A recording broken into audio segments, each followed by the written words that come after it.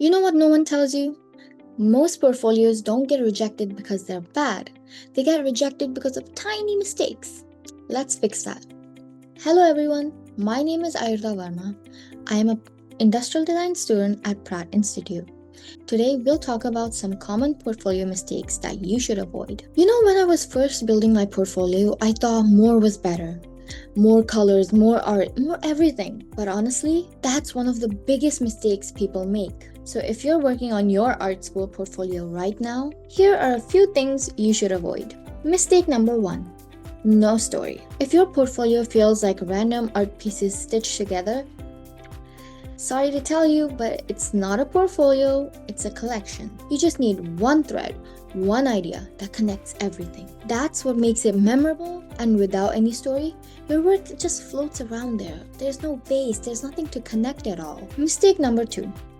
Too many pieces. 10 strong pieces will beat 30 average ones any day. If you're not proud of a piece, don't include it. Curate like you're editing your favorite playlist. Keep only what fits the vibe. Mistake number 3. Showing only finals. I used to hide my rough sketches because they look messy, and I used to think that people are not really interested in seeing such a thing. Sometimes, honestly, I didn't even make rough sketches. I just had it all in my mind. But once I started working on my portfolio, I researched and realized that you need to show your process. You need to show your sketchbook ideas. Schools love seeing your thought process, your trials, your experiments, your problem solving. That's how they know you're a designer, not just someone who can draw. Mistake 4. Everything looks the same. High energy, all bright, all loud. That's good, but guess what? There's no rhythm. Give your portfolio some contrast. One bold piece, one calm one experimental. It's like music, you need silence to make the beats hit harder. Mistake number 5.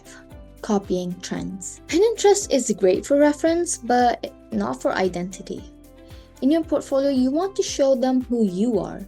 If your portfolio looks like everyone else, admission officers won't remember you. Be weird, be personal, be you. That's what gets remembered. And at last, poor presentation. Blurry photos, cluttered slides, messy lighting.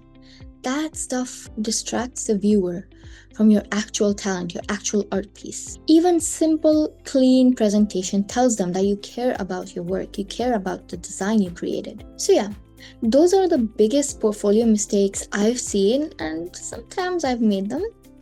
But guess what? The good news? Every single one of them is fixable. You don't need a perfect portfolio. No perfect portfolio. Just one that feels honest, intentional, and a bit of you. If you want, I can share a quick checklist of what to include instead. Just drop checklist in the comments below and I'll send it over. Thank you for watching. Don't forget to like, subscribe, and share this video. Bye!